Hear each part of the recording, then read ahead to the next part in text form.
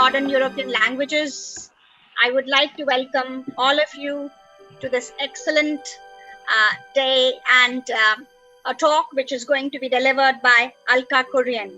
Alka Kurian is a senior lecturer at the University of Washington, Bothell, where she teaches gender studies, literature, film, and human rights.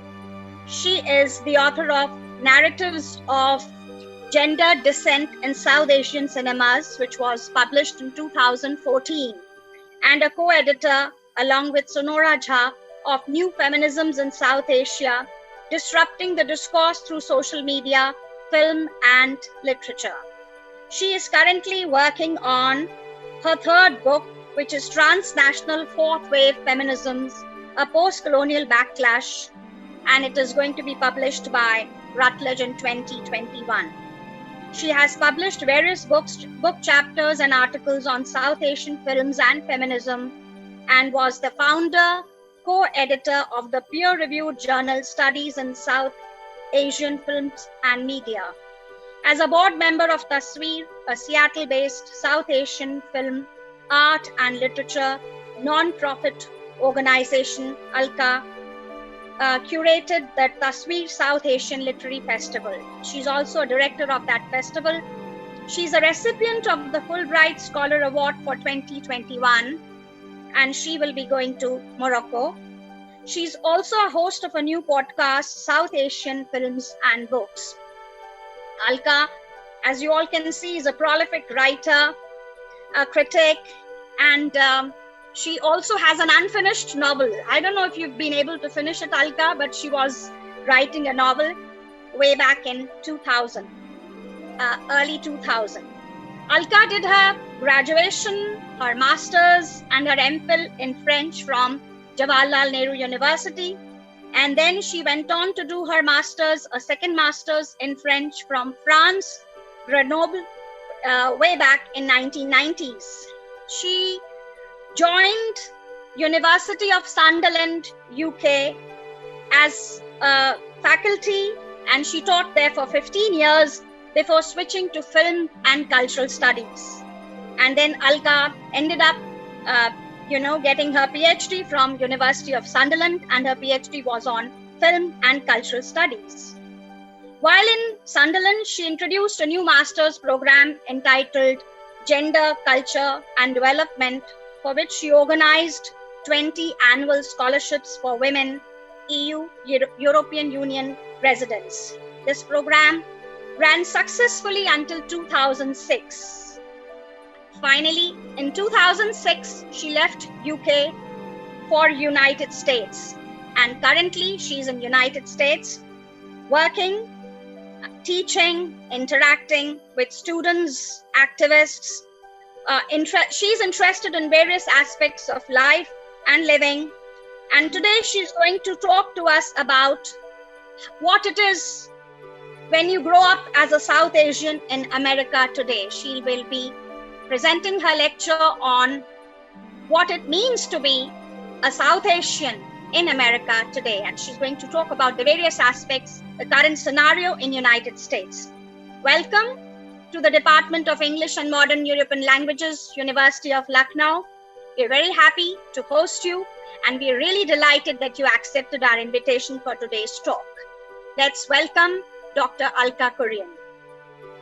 Thank you so much, Professor Ranu Onyal, for giving me this opportunity. Thanks also to members of the audience who've taken time from their very busy schedule to listen to me. It is absolutely my honor to talk to you all.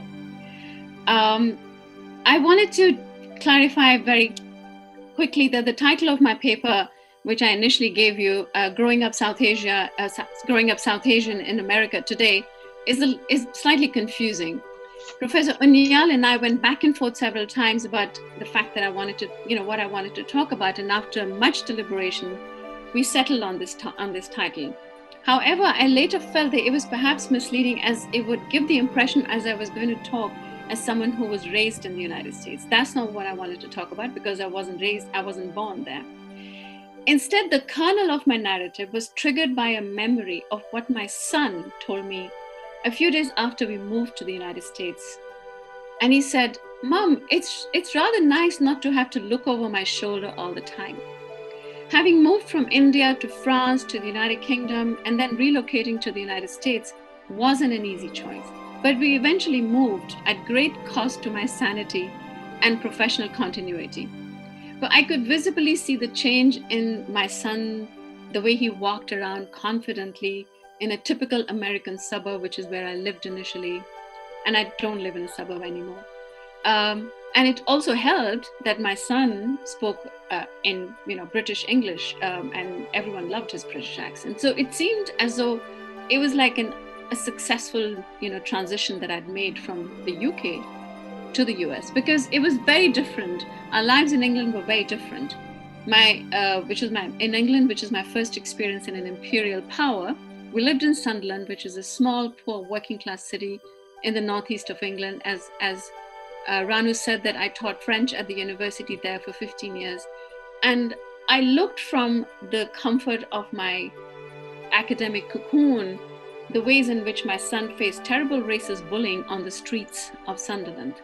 Whereas in the United States, we instantly became part of the privileged class. We became part of the model minority, Asians.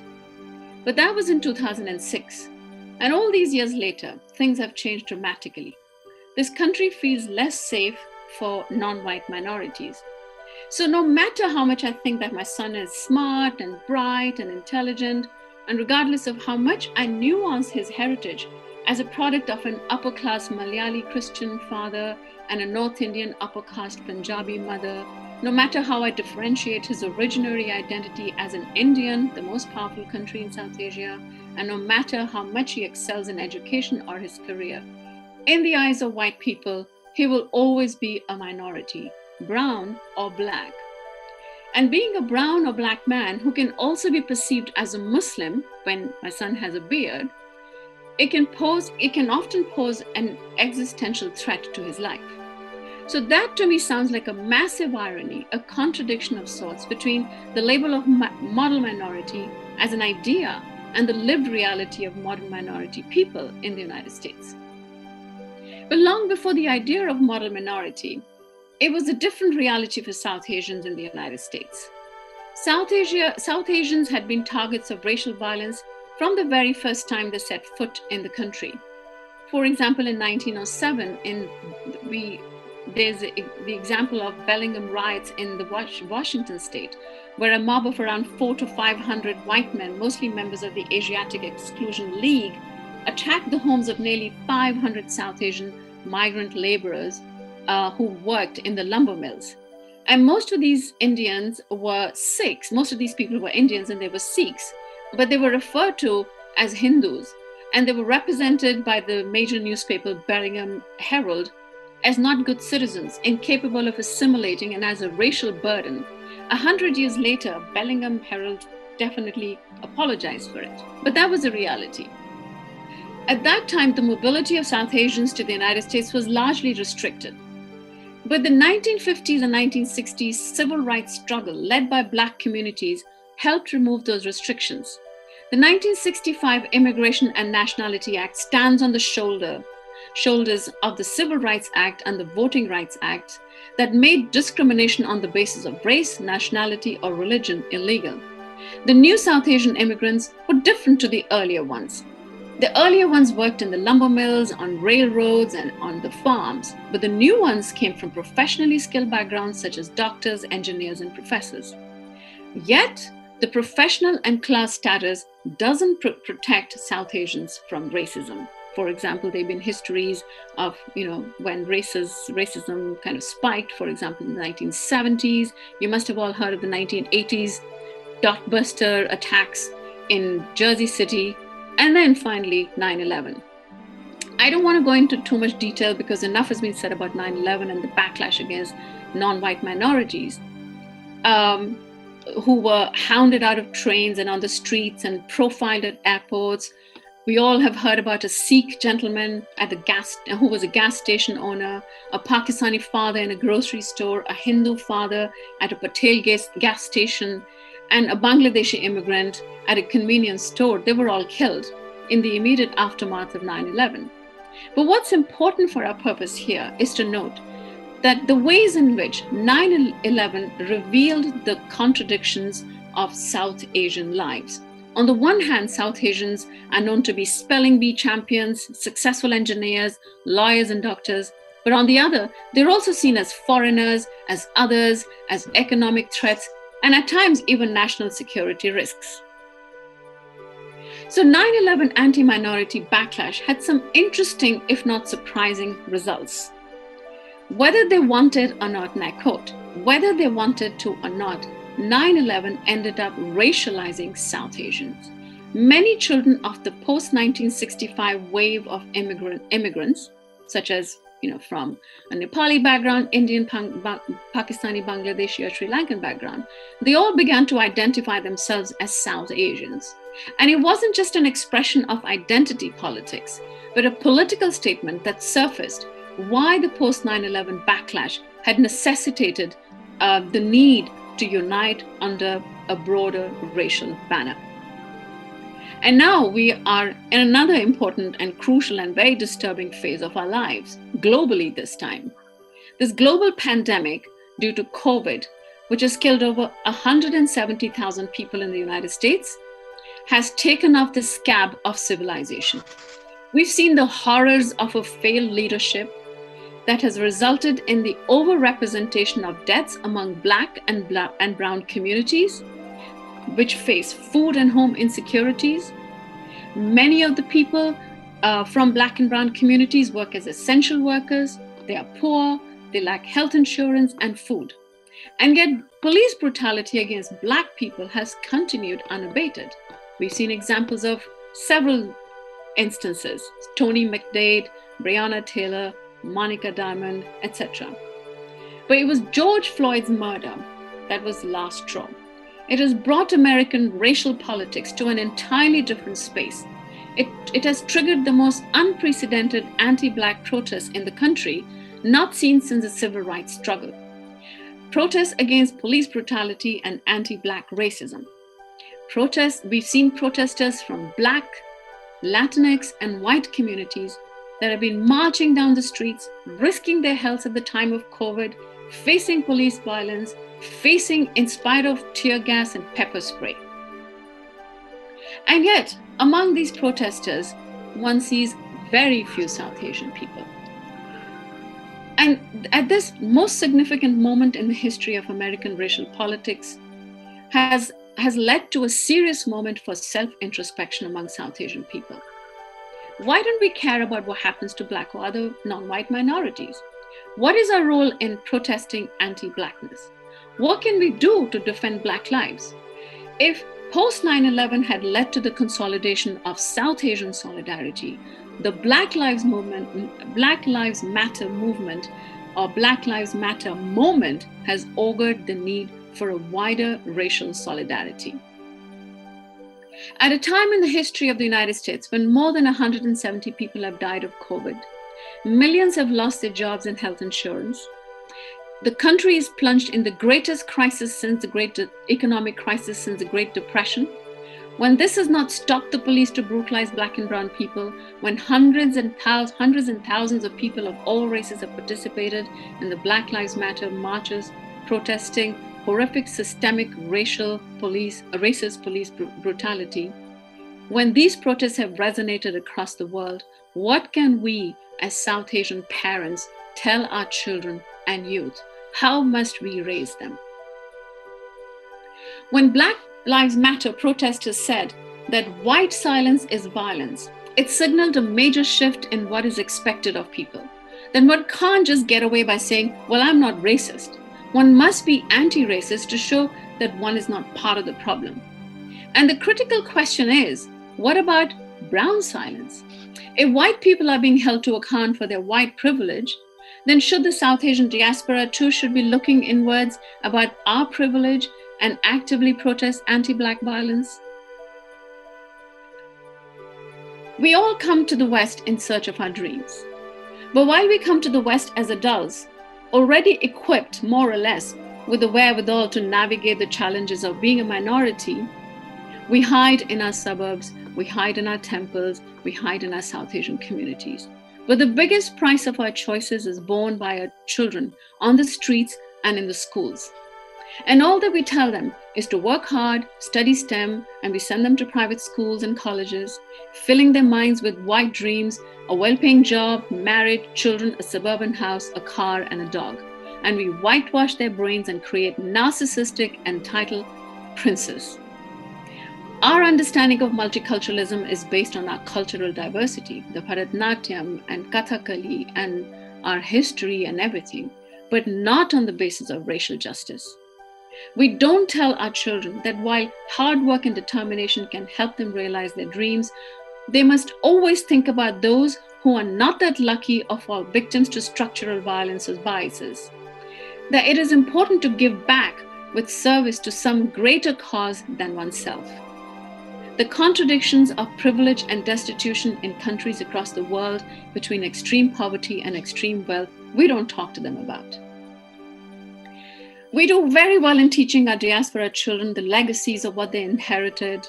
We don't tell them and often protect them from the cracks and fissures that lurk beneath the surface of our great civilization. And when we don't tell them about the prejudices and biases in India, about biases against Dalits, against minority religion people, against different regions and ethnicities, we encourage emotional apathy among them. That it is okay to focus on our privilege and the rest of the world can go to hell. And in the process, we raise them as entitled human beings. And in doing so, we replicate the exact caste, class, and religion-based hierarchy. And we miss the opportunity to have a conversation on how the experience of racism in the West is equivalent to the experience of anti-Dalit, Bahujan, and Adivasi oppression and Islamophobia in India. And we don't teach them why it is important to organize from a young age and form bonds of solidarity. The model minority in the United States celebrates higher levels of economic success among Indians or South Asians and Asians and other Asians too. We are practicing individualism. We teach them to practice. It teaches us to practice individualism, our success, our money, our homes. The model is based on competition. It pits us against others. It promotes greed than compassion. It creates stereotypes. It essentializes us as inherently intelligent, hardworking, and super smart. And what's worse, it promotes systemic racism in the government and companies, etc. So does this model minority prepare us for this challenge of anti-racism politics, and in particular, anti-Black politics? It doesn't. As newcomers, Indian people learn to, and I quote from Isabel Wilkerson's latest book, phenomenal book called Caste, The Origins of Our Discontents. So as newcomers, Indian people learn to vie for the good favor of the dominant caste, that is to say whites, and to distance themselves from the bottom dwellers. They learn to conform to the dictates of the ruling caste if they are to prosper in the new land, a shortcut being to contrast themselves with the degraded lower caste or lowest caste.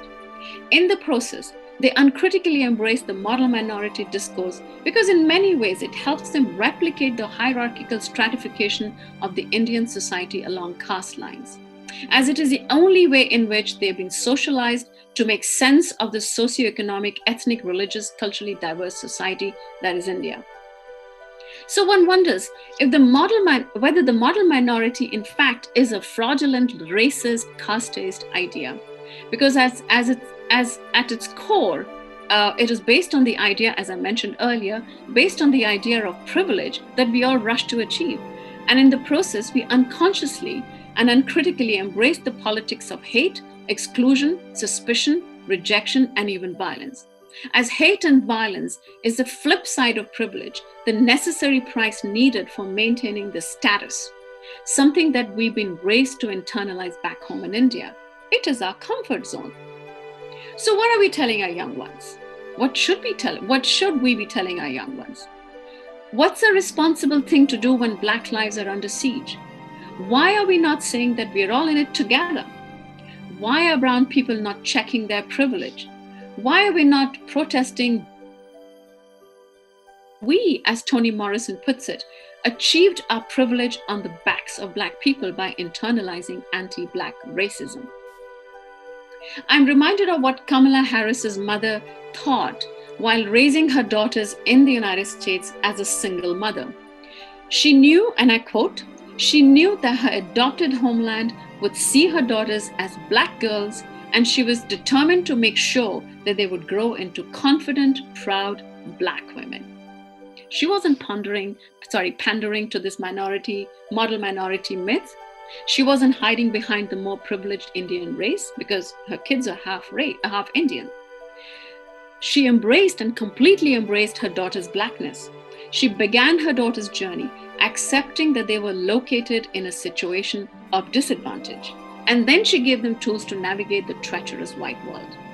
In her autobiography, Kamala Harris talks about attending, among other things, attending a rainbow club every Thursday that combined art, culture, and political conversations where people, some of the Black intellectuals and writers and artists would come and give speeches. And that it was okay for young children to be exposed to this. She also talks about how her mother, Kamala's mother, Shamala Harris, would, while she was cooking dinner at home, she would put on Aretha Franklin's song entitled "To Be Young, Gifted, and Black." I was struck by the single celebration of Blackness because we as Indians, we pit ourselves, we are very conscious of our culture of colorism. We don't want to be referred to as brown. We prefer to be as fair as possible, or we'd like to be as fair as possible. But then it fills my heart with so much pride when we see our own youth challenging the status quo and questioning their privilege. In Britain, there's been during the Black Lives Matter protest, there was this poster or a placard bandied about, people of color's silence is violence. So young South Asian people in Britain are prepared to have uncomfortable discussions, challenging hierarchy of racism, colonialism, internalized racial bias, or even racism. British South Asians have begun to address racist attitudes among South Asians, especially among members of the older generation, members of the older South Asian generations.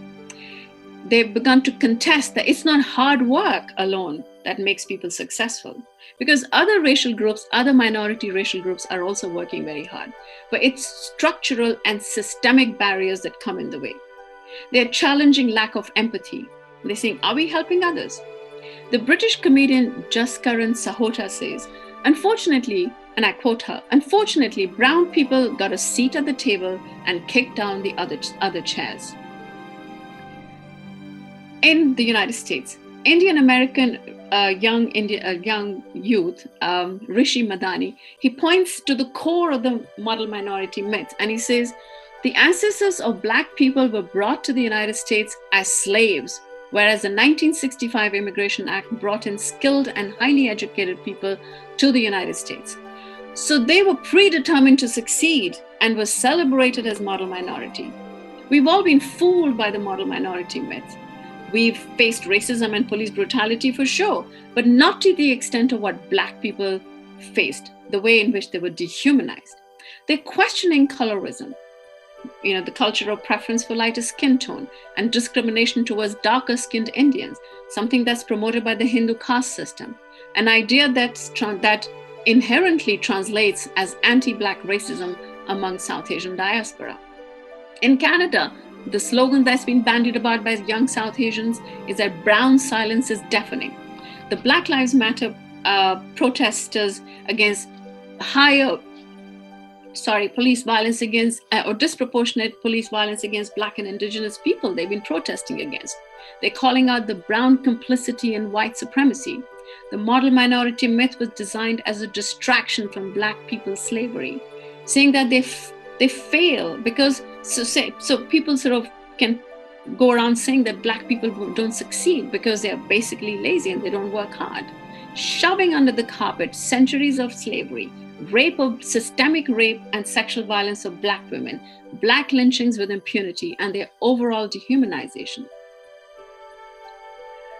So I think one of the things that I feel very proud of is the kind of work that's being carried out by Dalit activist Tenmuri Sundarajan. in her searing critique, and of course she's based in the United States, in her searing critique, she charges South Asians of being part of an ecosystem of complicity that perpetrates anti-Black violence. And she criticizes this performative activism by South Asians that is pretty hollow. And she suggests instead that what we need are lived values that inform, and I'm quoting her, lived values that inform difficult and uncomfortable acts of solidarity, co-liberation, liberation, accountability, and the shifting of structural power. Not just focusing on the single act of police brutality, but on the larger project to divest from law enforcement authorities, prisons, and the military, and working in solidarity to make our communities safer with better resources and social safety nets. So the only way to end this problem is by all of us beginning to revitalize a radical new imagination and exercise acts of solidarity in a way that older members of our generation didn't teach us, in a way that we did not learn while we were growing up in India, so that we can pass on this newer message of exercising acts of solidarity with other brown and Black communities. And that is the only way in which we can defeat systemic white privilege and white supremacy. Thank you. Thank you, Alka, for taking up a very sensitive topic. And this will be followed by a question-answer session. I would like all those who would like to speak to please unmute themselves. You know, you spoke about protests on the streets of United States and how brown people have kept away from these protests. And there has been a systemic violence towards Black people. You see that the major threat when it comes to racial violence is the threat to our children. How do you think, as a mother, have you tried looking at these issues from a mother's perspective, and what is your anxiety as far as your own child is concerned? Yes, absolutely. I think I came to this whole question from two perspectives. On the one hand, I teach courses on human rights, and where I look at the situation from a very abstract positionality when I think about the human rights violation of people across the world, and in particular violation of their rights as at the hands of systemic racist brutalization. But I think when I look at it from a more personal point of view, it hits me very hard. And I, as I was talking about the ways in which when I initially began my journey in the United States, I thought that I'd left all my problems to do with racism behind in England. In particular, because I was enveloped in the comfort of the American suburbia. But when things began to change, it hit me very dramatically, because I realized all of a sudden that all my understanding, that the comfort zone that I was living in, it was so ephemeral that when I talk about the racial violence that is enacted on the bodies of brown and Black people in the United States, it is no longer an abstract idea. It is no longer something that happens to other people. It is something that is very visceral, and it hits me in my gut, because my son, who's now 28 years old, he has been talking about his anxiety about feeling very uncomfortable. I remember when he was growing up in Sunderland as a child, he told me for the first time, when he told me about his consciousness, his awareness of the color of his skin, he was only 2 years old. And he said that he hated the color of his hands. And as a mother, I didn't know what to do.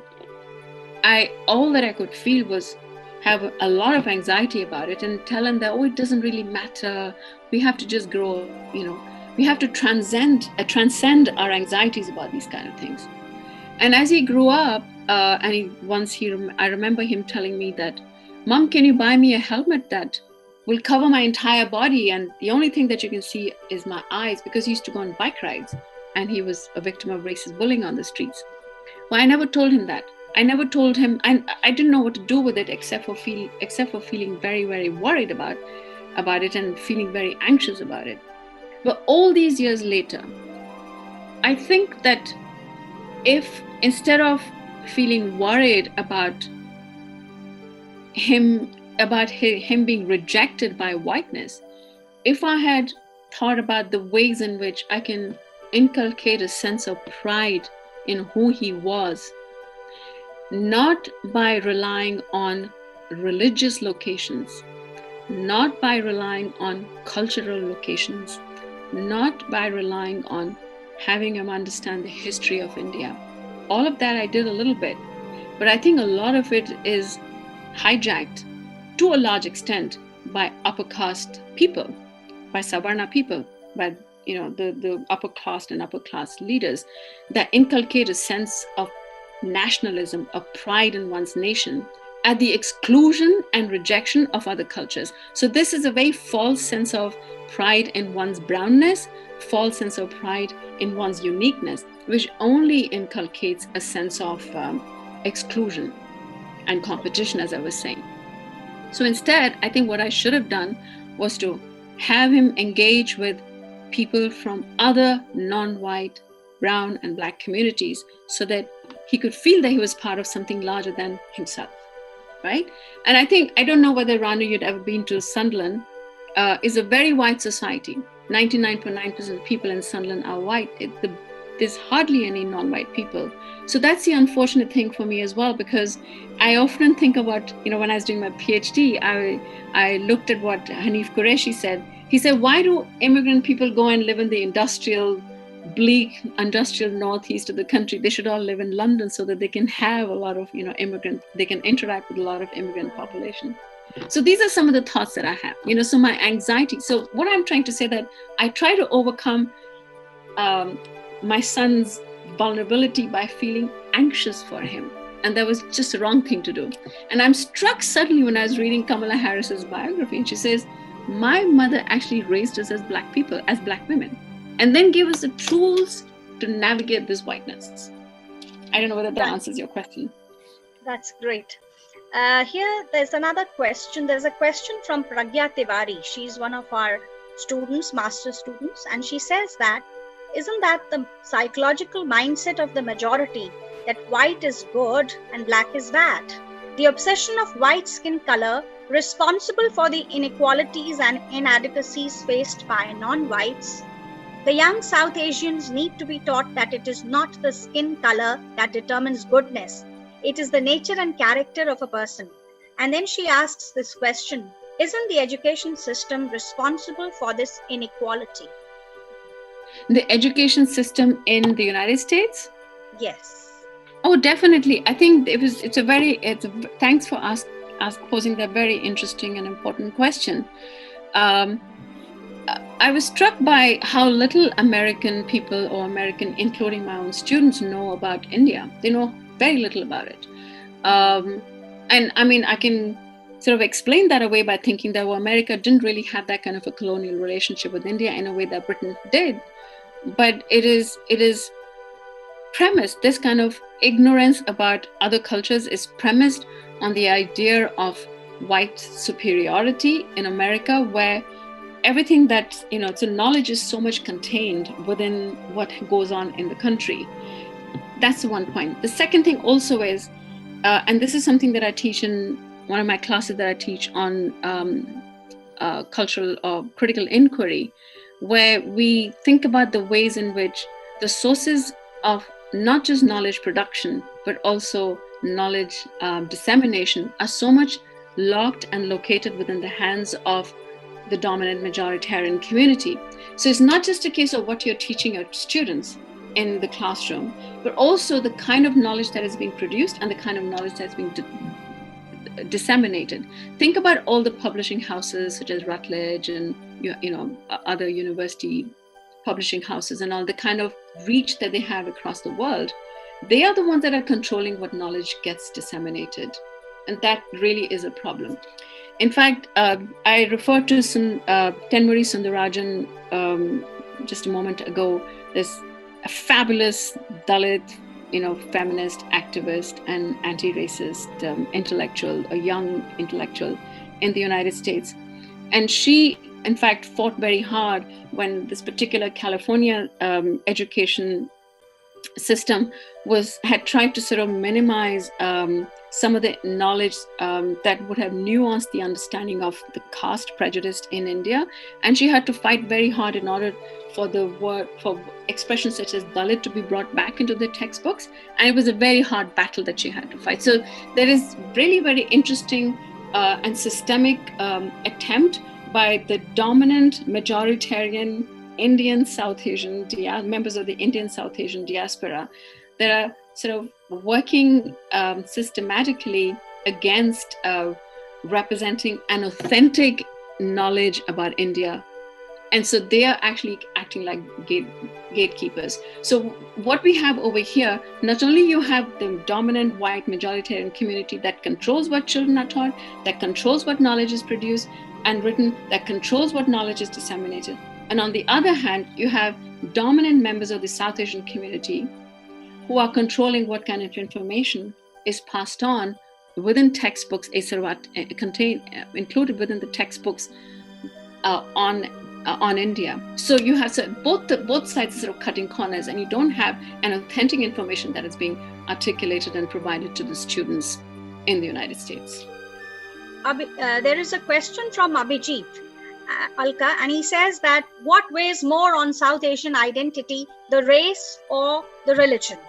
And then he says that, would you please elaborate how the identity and the color crisis for South Asians in America is slowly but with much impact annihilating the whole idea of a human identity in any society? Very interesting question. So the first thing was how, whether it is race or religion. Yeah. So it's very interesting how religion frequently tends to get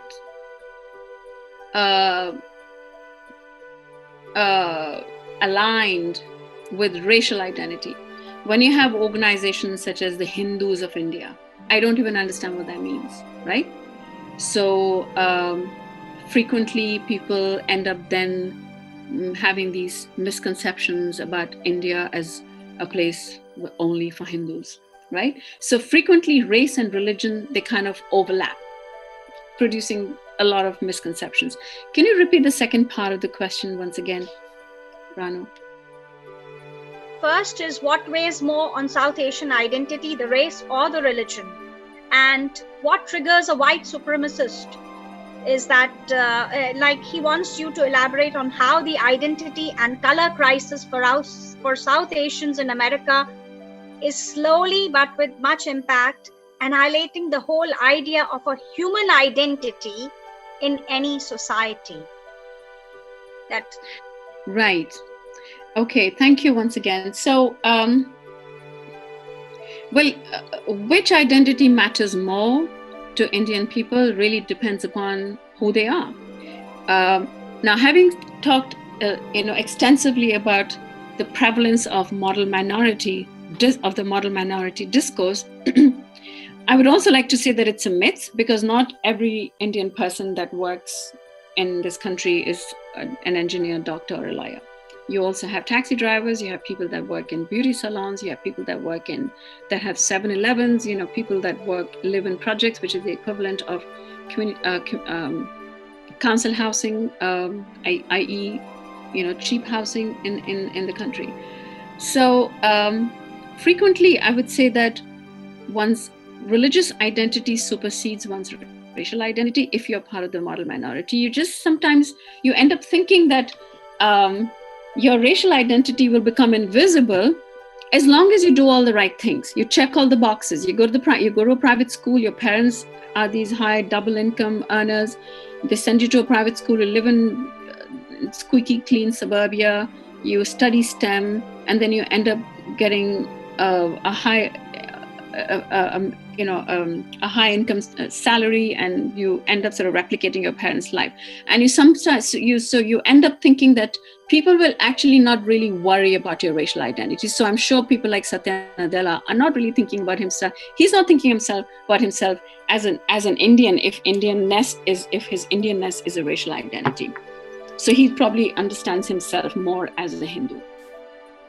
But if, for example, you happen to be living in the projects, for example, in New York, like this absolute terribly, when you're faced with housing crisis, for example, then your racial identity bubbles to the surface, because then you're discriminated on the basis of your racial identity.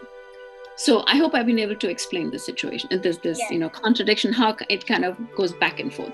But the second part of the question is also very interesting, how locked as we are within and trapped as we are within our racial or religious identities, what we are forgetting is our humanity. And by forgetting our humanity, what I mean is that we are sort of so obsessed with achieving and realizing this American dream for ourselves, that we do that at the cost of other people's success.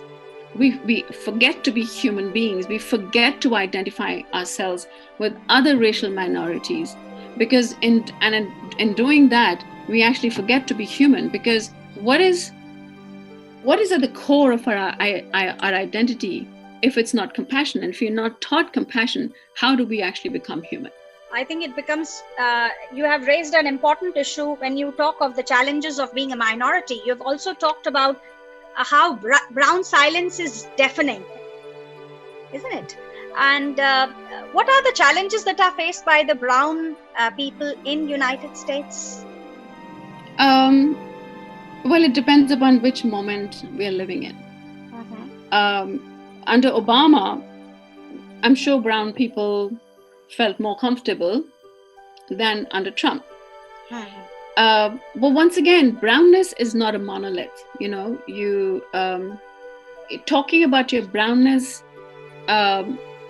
without this identity, because our identities are intersectional. So we are brown, but at the same time we are upper class, we're middle class, or we're poor.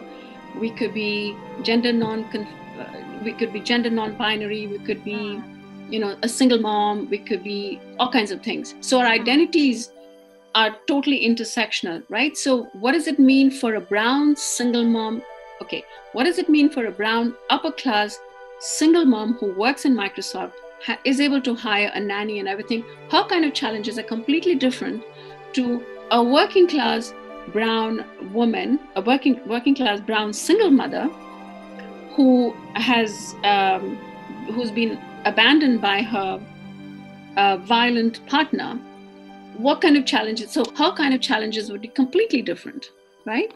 But overall, regardless of all these fluctuating, combinations of brownness with classness, with location, with educational profile and everything, regardless of all that, our comfort level with the majority community is dependent on the kind of leadership that is, determining our immigration policy, for example. We probably don't know. There is, on this kind of information is not highlighted a lot, but there's a lot of Indian people, and men in particular, who are deported systematically. There is also, so it really depends upon our specific political, gender, economic, class, professional context within which we are located. And that determines our relationship with whiteness. Yeah. Here's another question from Dr. Murari Prasad, and he wants to know, the question is, do you think the complicit co-option of the brown community intersects with that of the rooted black, navigating the entrenched racial divide? Yes, absolutely. And I'm reminded of what Toni Morrison said, that that a lot of minority communities that succeed in the United States, they all succeed on the backs of black people, where we are complicit in perpetuating white supremacy by completely identifying ourselves with whiteness and by completely and wholeheartedly rejecting anything to do with Black people.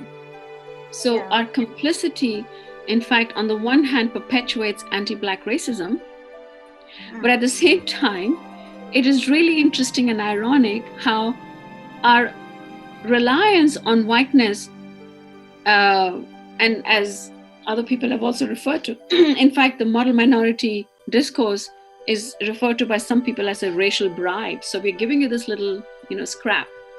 You work hard. You work very hard, of course. You are good citizens. You're law-abiding citizens. You don't ask too many questions and stuff like that. So they throw this, racial bribe as a scrap to us, and we catch it. But it depends upon the leadership that's in power, and suddenly they pull that bribe away, and we fall.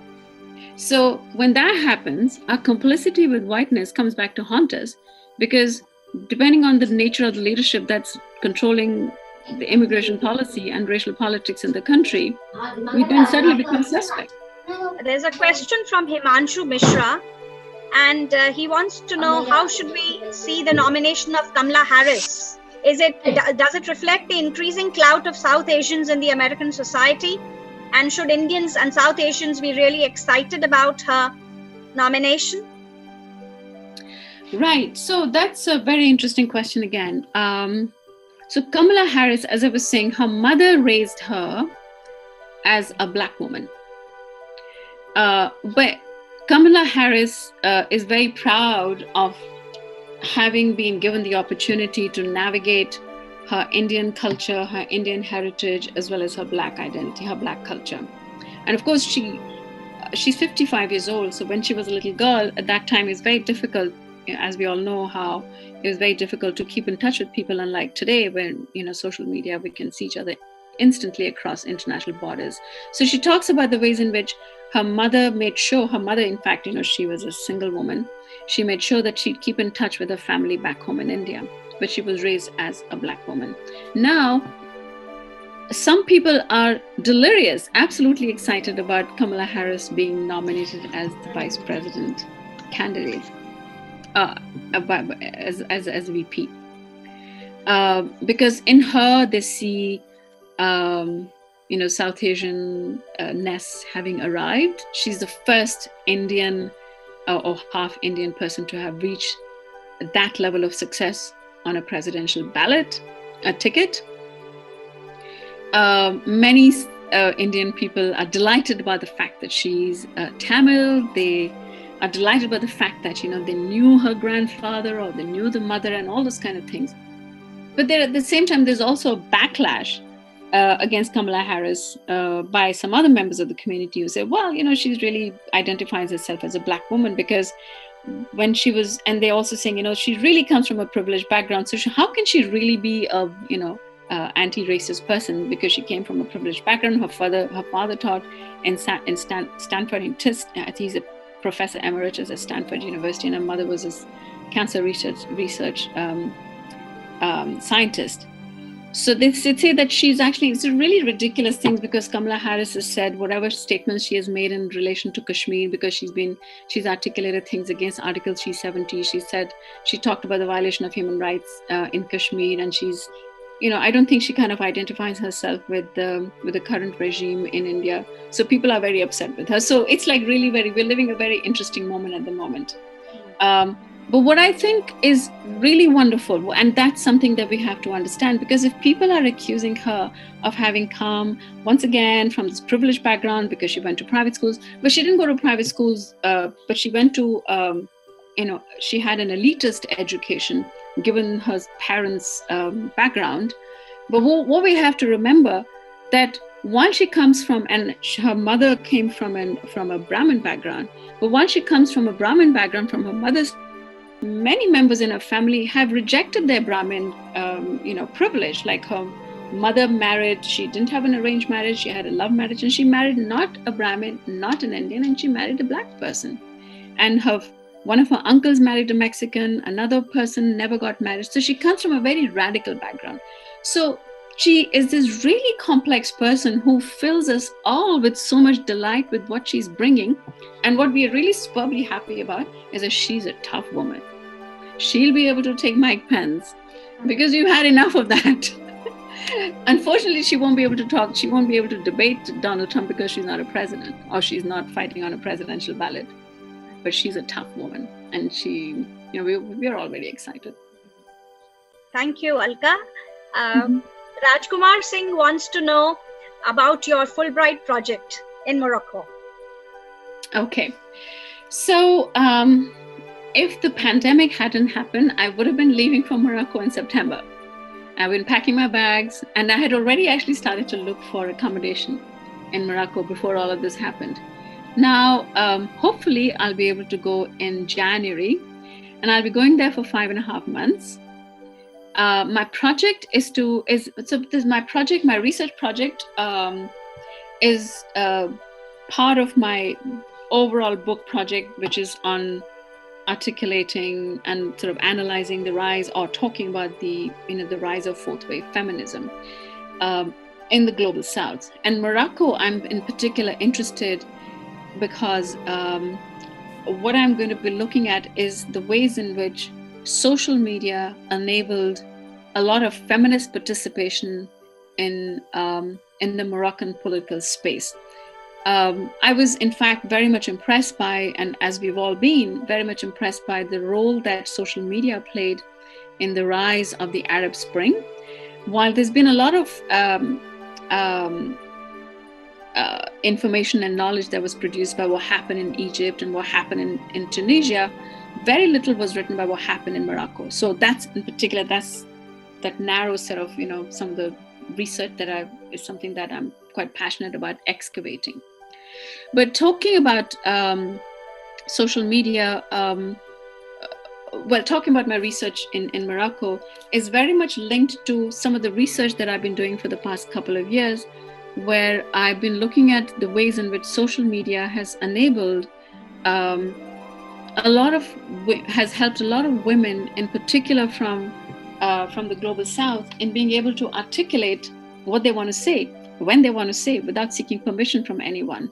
I was talking about the ways in which there are all these structural barriers that come in the way of women, or come in the way of people generally from minority communities, come in the way of them being able to not only produce knowledge, but also disseminate their views. Because, I remember when I was trying to get my first book contract, I had to wait for a year before I could even get a contract.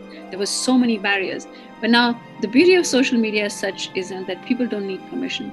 So these are some of the ways in which I've been sort of working on, looking at the ways and looking at how social media was a huge enabler in galvanizing the kind of anti-sexual violence protests that happened on the streets of India in 2012. My research also helped me challenge the idea that was promoted by the Time magazine in 2017, or was it 18, about #MeToo being a feminist resurgence globally, because I said, women in India have been using social media for a very long time, at least from the start of the 2000s. So my project in Morocco was going to be a part, the Fulbright project is going to be a part of this wider inquiry about the ways in which women have found their voice, and whether this online feminism, this digital feminism, is in fact contributing to new kind of conversations that were not taken on board by previous generations of feminists across the world. So that's what I'm doing. Thank you. There's another question here from Vidita Dikshit.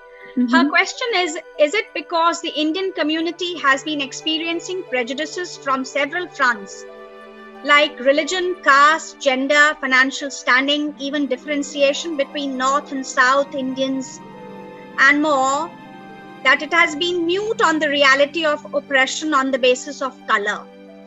Is the silence owing to the normalization of prejudices faced on several fronts in the Indian community through time? Is basically wanting to know if the prejudices that the Indians have faced at several fronts, like religion, caste, gender, financial standing, the difference that lies between the North Indians and the South Indians. We have seen so much around us that they have become mute on the reality of oppression, which is on the basis of color. Mm. And then, is the silence owing to the normalization of prejudices faced on several fronts in the Indian community through time? Mm-hmm. That's a very interesting question, because I hadn't thought about it like that. So what you're saying is that we face so many prejudices that colorism is the last thing that we should be worried about. Yeah? Is that your question? Okay. Our question is that we have internalized it maybe so much that today we are silent when it comes to the reality of oppression on the basis of color. There's so much there are so many prejudices within our own setup. Yeah, I mean, I think it is a possibility. And in addition to that, what if we also nuance your query by thinking about the ways in which sometimes the color of one's skin also enhances one's oppression. So, for example, a dark-skinned person is perceived to be potentially a Dalit caste or a lower caste. And when this is the perception, then all kinds of prejudice and potentially violence is heaped upon this person. When the color of one's skin and the general appearance of a person, because color and appearance perhaps in some contexts also go hand in hand, also become a determinant to the ways in which you are assumed to be of a lower caste or a Muslim person, then you then potentially become a victim of Islamophobic violence. So it is perhaps also an internalization, an uncritical internalization of the caste structure in India that kind of perpetuates a silence on the question of color. It is potentially also a case of the ways in which the caste system inculcates in us a culture of competition. So rather than attacking the root cause of the problem, we're trying to sort of escape from the problem by perhaps lightening our skin color, by perhaps completely living in a state of adoration of people that are of lighter skin. I don't know whether I've been able to answer your question, but that's a really very interesting question. And I hope that, maybe we can have a conversation later on about it. Yeah. Yes. Professor Vijay Prakash Singh would like to ask a question. Yes, Vijay. With regard to the whole starting point of your talk, brown silence is deafening, I was wondering, and maybe you can clarify this, that the lack of, South Asian people, brown people in the protests. I mean, I was in the United States when the protests were taking place. And I mean, virtually all day, 24/7, CNN was broadcasting those protests, very vociferous protests, I must say.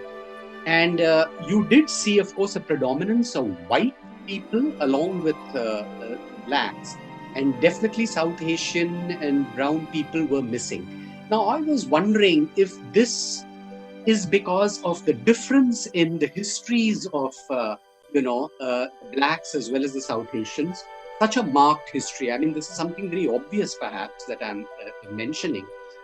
That when you say in the immigration that took place in the 60s, is of the professional educated classes. And so there's a degree of confidence, and Indians have done rather well. And while I was there, I was being told that there's also a certain amount of resentment because they are currently the most affluent immigrants you see in the United States. They've even outdone the Chinese.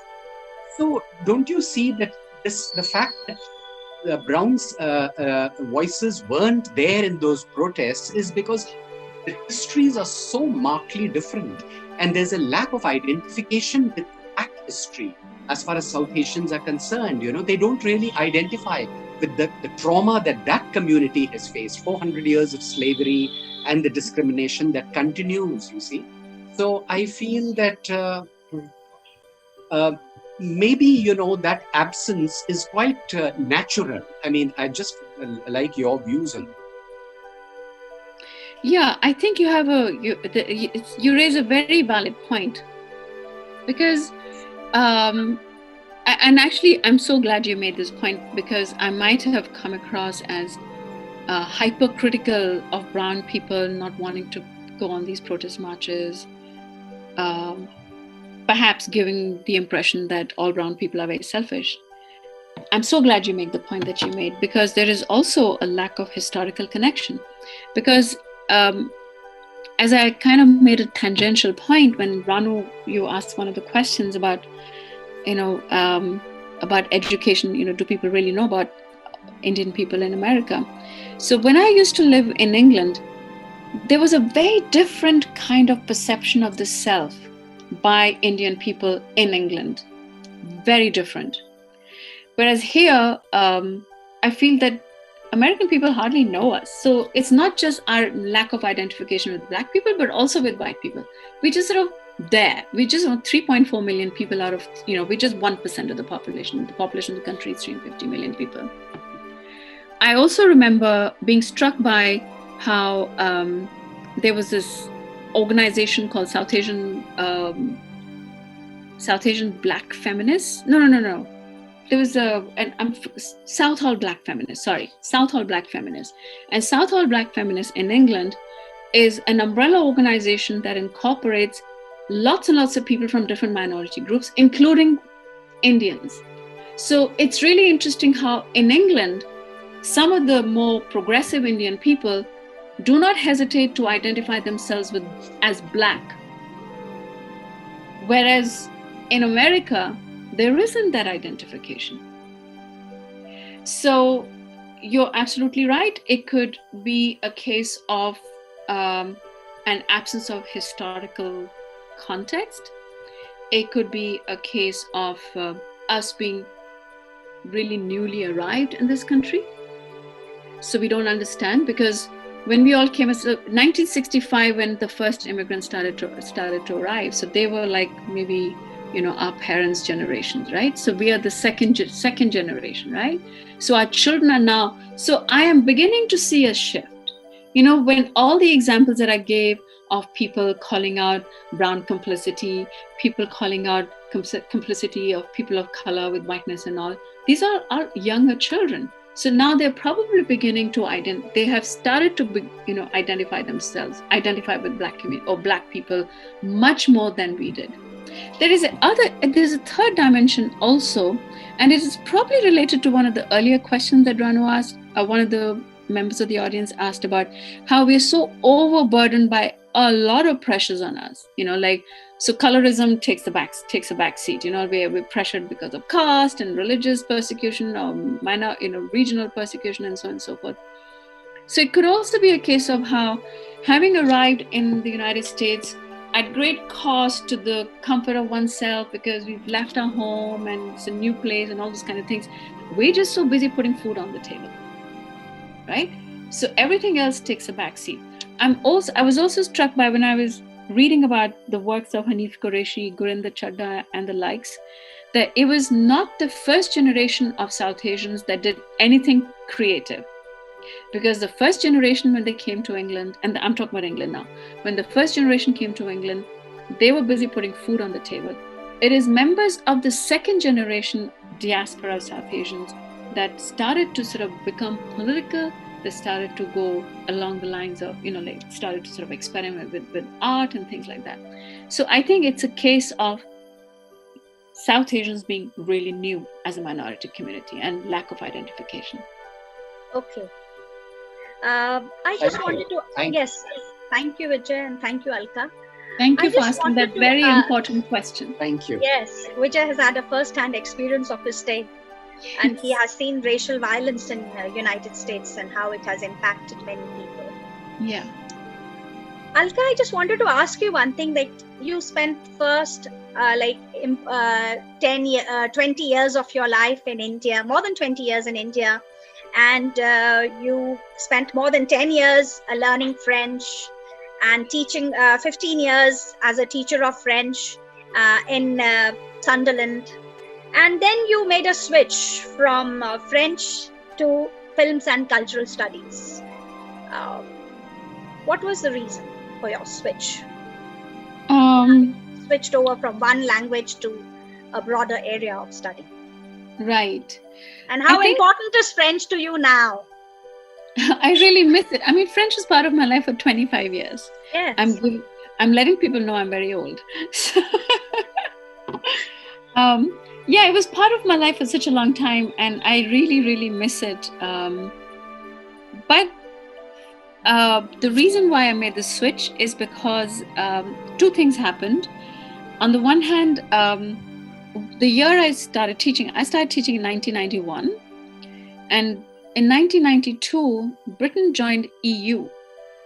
And suddenly there was a lot of interest in foreign languages. And the first year when I taught French, I had 45 students in my class at the University of Sunderland. The second year in 1992, I started teaching 91. Second year, 1992, I had 90 students. I remember we didn't even have enough space for the students. They had to sit on the floor sometimes, but suddenly French was so popular. Well, all foreign languages, all European foreign languages are popular, but French was the most popular. But 10 years later, foreign languages went out of favor. And we were being threatened that we will lose our jobs, that, they were closing down foreign languages departments and things like that. So it was to really protect my career. I started looking around. But at the same time, while I was teaching French language and literature, I was also teaching comparative literature. Of course, what I was teaching was all dead white authors, European comparative literature, all these dead white authors. So it's finding it very difficult to make sense of this triangulation where I was a brown woman or a third world woman teaching a white language to white students. It kind of felt very alienating. And then in 1997, Arundhati Roy's novel was published, God of Small Things, and I was blown away by it. And I thought there is a world that exists that resonates with me, that I completely identify with, that made me cry when I was reading the novel. It was so much more relevant to my political, my gendered, my racial, my class, my professional identity in a way that I had never experienced that. So a lot of things happened at the same time. They were quote unquote closed down French department anyways of modern foreign languages in any case. And I said, well, maybe time to make a switch. And I'm so glad I did it, but I do miss French. Yeah. Thank you, Alka. And I must share this with my colleagues and my students that Alka and I have known each other for more than 3 decades, and we spent a good time together in Hull. She was a frequent visitor to the University of Hull, and we did have some lovely times with our friends at Hull University. We did. And yes, and we have Professor Nishi Pandey. Nishi, would you like to say something? She teaches American literature, and you know each other. Nishi, you'll have to unmute yourself. Yes. Okay, hi Alka, so nice to hear you. We kept hoping that I thought that we could host you for one of your talks at the university a time back when you were in India. That didn't work out. Yeah. But it's wonderful, and I sincerely hope that in the future we can rope you in even for one of your talks on the book that you've written on South Asian cinema for our films and literature students. I would love so I think Ranu, I'd request you to invite her soon so that she could be talking to us about actually, she was coming to Lucknow in the month of March, and we had decided on a topic also.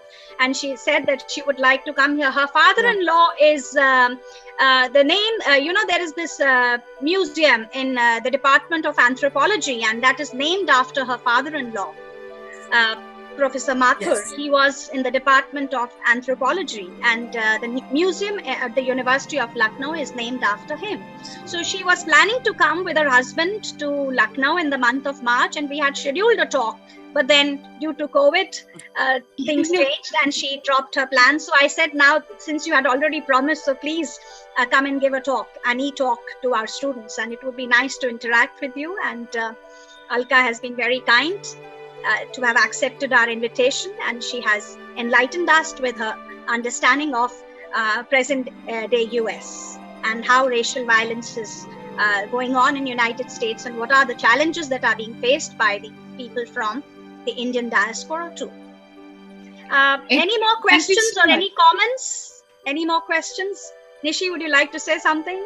Maitri, No, Dr. David, Fatima? Well, I think, Ranu, I must thank you also, because this has been a very important and significant aspect of an understanding of American life and culture, especially for our students. Most Yes. of whether they are undergraduates or postgraduates are working on American literature. So an understanding of what is happening, where it comes from, where the diaspora, how do they feel, is extremely important, because we have this kind of an idea that it's all very beautiful and wonderful in America for those of us who go from India.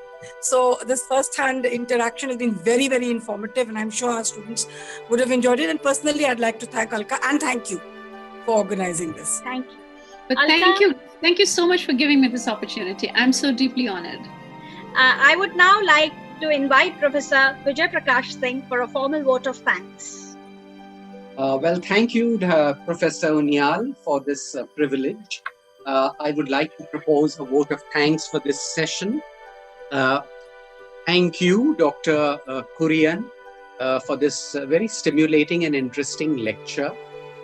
And, it's a lecture that sort of helps us to understand, and it's something of a revelation that Indians who go with starry eyes about American dreams tend to, to some extent at least, find that they may be disillusioned in various ways, though they've made very successful lives out there. Thank you for that very interesting lecture, and thank you, Professor Unyal, for giving us the opportunity to participate in this session, for having invited Dr. Kurian, for having organized this session. I must say an association of 30 years is a long one, and it's fascinating. I had no idea that you were such old friends and batchmates. Thank you so much. And I would like to thank all the faculty as well as the students and research scholars who have been a part of this session. You all made it much more vibrant with your questions. Thank you, everybody. Thank you. Thank you so much. Thank you so much, Dr. Singh. Thank you so much, Ranu. Thank you so much to everyone. It's a dream come true for me. I am completely blown away by the opportunity, by the flexibility that Ranu showed in me choosing my topic, by you all making time for me, and by asking these beautiful and very important questions that made me question my own assumptions about what I was saying. So I really appreciate that. Thank you very much. Thank you, Alka. It's too late now. It's 10:30, I think, in US, and you are still awake. It's 11:30. It's 11:30. Yes, it's 11:20. Yeah, it's okay. It doesn't matter. Late. Thank you. Thanks, Atan. And we hope to see you all again. Thank you very much. Thanks. Thank you. Bye.